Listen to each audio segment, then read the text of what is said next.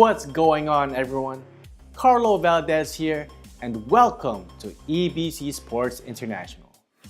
Join us as we look back on Philadelphia 76ers Joel Embiid's dominant Game 3 performance against the Toronto Raptors, Vancouver Giants' Game 2 win over the Spokane Chiefs.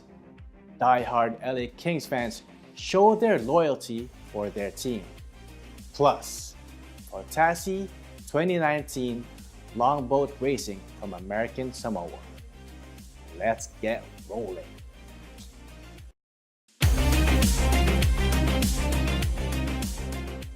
It's all about the process, baby. After a subpar Game 1 and 2 performance, Philadelphia 76ers center Joel Embiid posted 33 points, 10 rebounds, 5 blocks, and 3 assists, putting fans into a frenzy in their Game 3 win over the Toronto Raptors.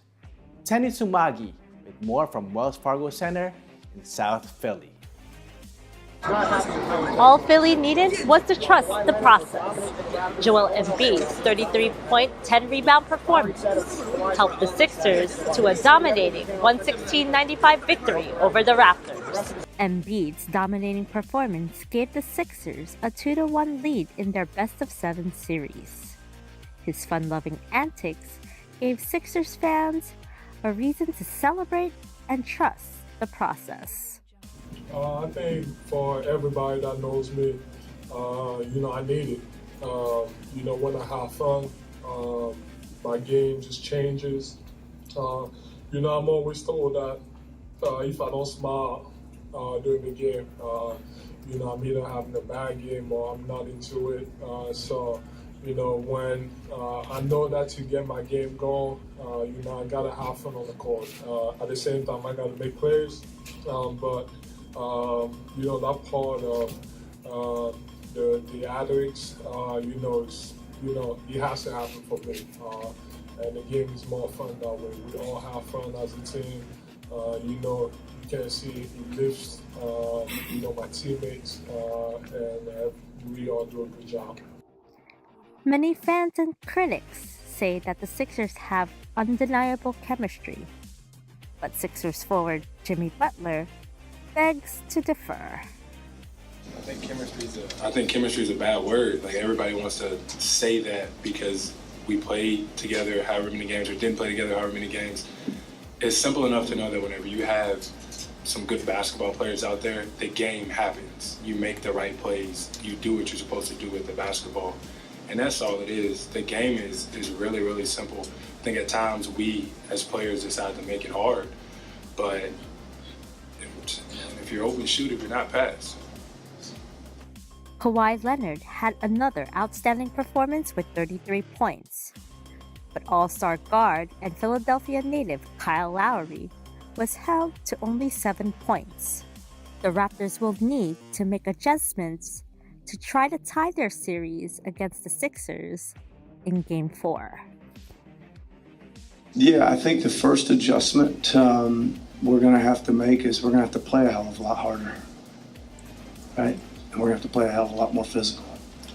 And if we don't do that, then the prettiest things that we decide to do offensively aren't going to matter much. Stay tuned to EBC Sports International for Game 5 of the Raptors and Sixers series from Toronto, Canada. I'm Tenny Samagi, 1 with 25. Thank you, Tenny. On the ice, the Vancouver Giants advanced to the Western Hockey League Finals, winning their series against the Spokane Chiefs. Let's look back on Game 2 of their series, where Anthony Sevilla recaps from Langley Events Center. The Vancouver Giants took Game 2 at home over the Spokane Chiefs to take a commanding 2-0 series lead in the WHL Western Conference Finals. Scoring chances were even through the first 2 periods. Shots on goal were even at 8 for each side in the first, and the Giants only outshot the Chiefs by 3 in the second. However, it was Spokane who were able to capitalize to gain a 2-0 lead midway through the second period. Despite being up 2-0, the momentum shifted tremendously against Spokane. Dawson Holt's goal for Vancouver made it 2-1, which would be the first of the 4 unanswered goals for the Giants in the game. Jared Demetriou earned first star of the game. The Giants captain led all scorers with 2 goals, which were critical for Vancouver, which tied up the game and eventually helped take the lead over Spokane. Demetriou's goal were separated by only 20 seconds, which erupted into a massive momentum shift early in the third period, allowing Vancouver to secure the 4-2 victory in Game 2. Jared Demetriou shared his thoughts on the win, the momentum shift, and his team's resilience, and despite being down early on. Yeah, the momentum is huge in the playoffs, and we fed off the energy in this building as soon as Dawson's goal went in. It really picked up in here, and they got a bounce like that last night, and we got a bounce tonight, so it all evens out in the end. And it was awesome for us to get that spark, and then we ran with it. It was awesome for our group to show resiliency through those first 2 periods where we weren't playing our best hockey, but we knew coming out in the third, there was no doubt that we were going to play the right way and we were going to get some bounces eventually. Head coach for Vancouver also shared his insight on his team's turnaround win, and also how the energy from the fans played a huge factor in the game's momentum. I think we needed a break, and we were getting some pucks on net, but their goaltender was doing a pretty good job of making saves, and we found the net, and then we just built off that momentum. Well, anytime you give up a goal in the last minute, it's tough to regroup from. And in the second period, they jumped on us early, and we fought our way back. Just little momentum builders here and there. We were able to fight our way back, and we just had to stick with it. We've done it all year long. I mean, we've been down before and always found a way to come back. It's just a matter of pulling together and sticking together. With momentum playing a huge role in the series outcome, the Vancouver Giants will look to continue their success heading forward. Spokane will try and fight their way back into the series at home, as both teams eye a spot in the WHL Finals and the opportunity to represent the Western Hockey League in this year's Memorial Cup in Halifax. I'm Anthony Sevilla reporting for Vancouver, Canada, 1 with 25. Coming up next, die-hard LA Kings fans showcase their loyalty to the team, and we take a peek at American Samoa. Don't go away. EBC Sports International will be right back.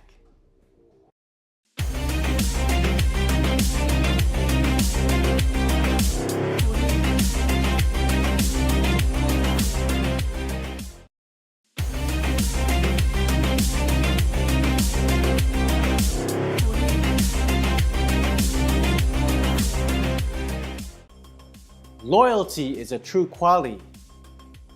Loyalty is a true quality that every sports fan for their home team, whether they finish first or last.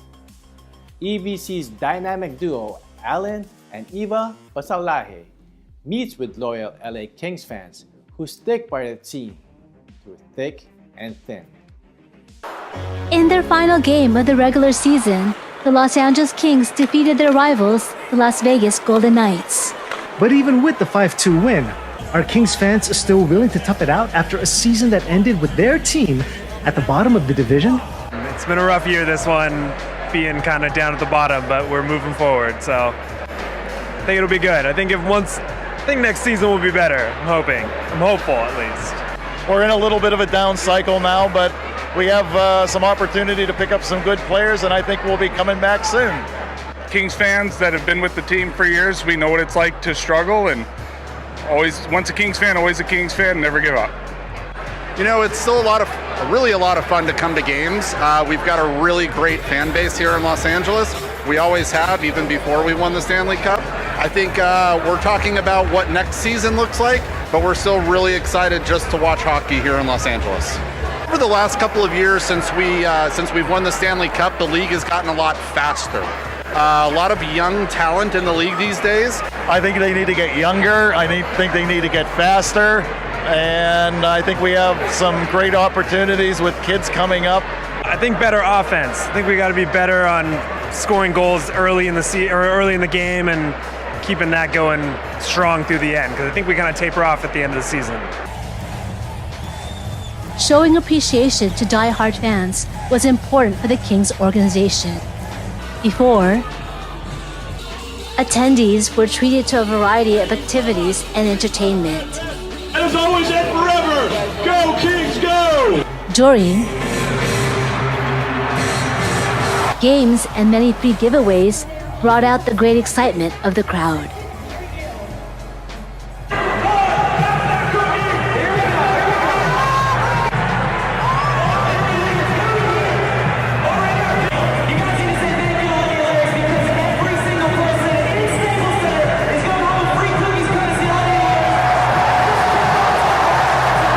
and even after the game.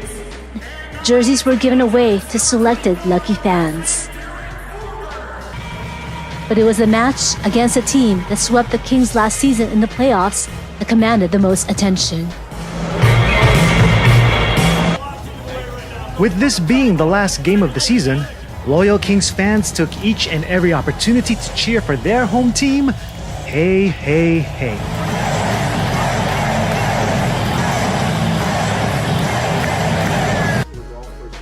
Uli Desjardins spoke about the grit of his players and of his experience coaching this Kings team.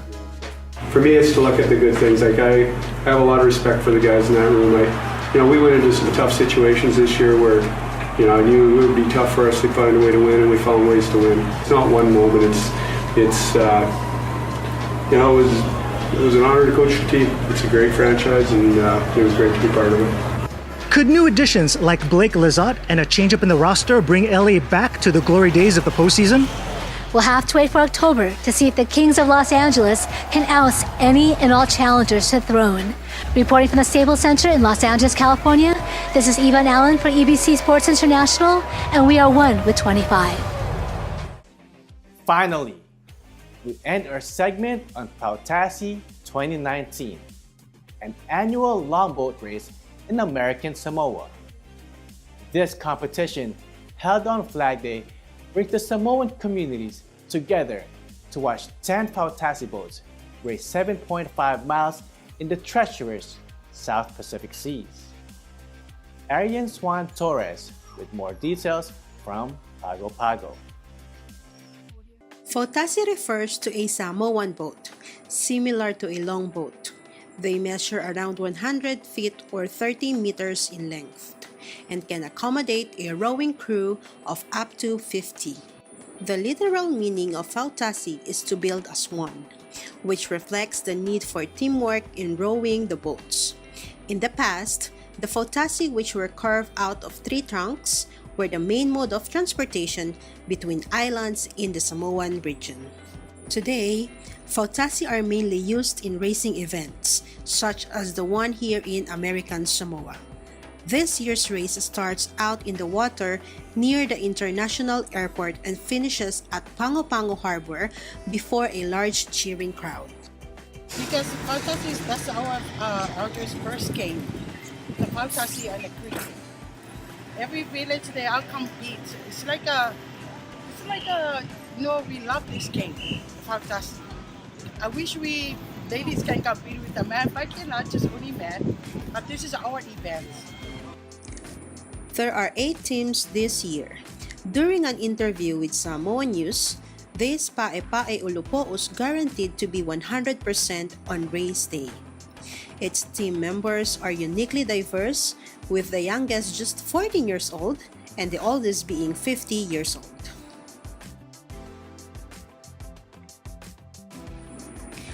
Pae-Pae Ulupo'os' weeks of training and hard work during the race finally paid off, as they crossed a large rope above the water, finishing in the first place.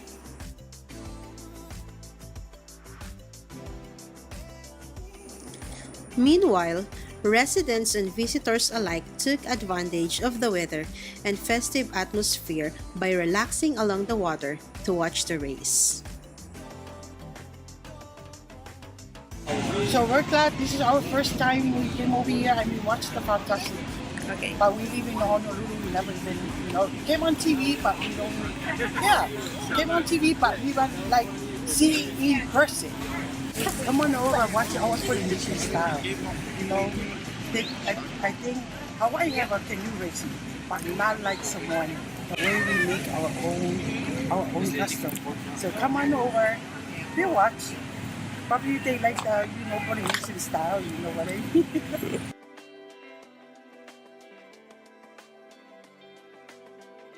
From Pango Pango in American Samoa, I am Arian Torres Suwan, 1 with 25. What a beautiful and quaint place. That's all for EBC Sports International. Like us on Facebook, follow us on Twitter at twitter.com/Eaglenews.PH. Visit our websites at Eaglenews.PH and EagleNewsLive.com. Thanks for watching, and see you again next time. I'm Carlo Valdez, Forever One with 25.